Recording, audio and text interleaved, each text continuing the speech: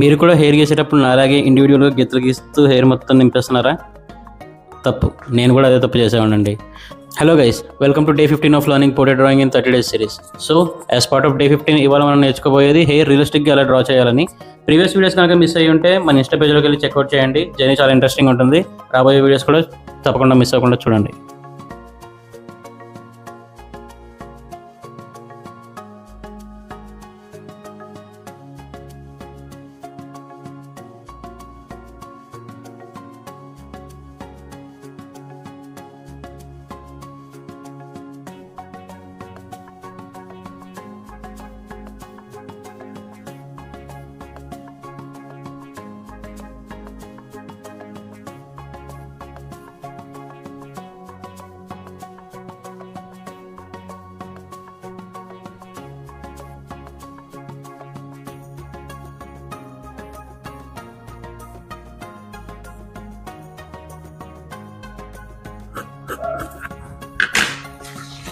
So ఇదండి మన realistic hair drawing practice.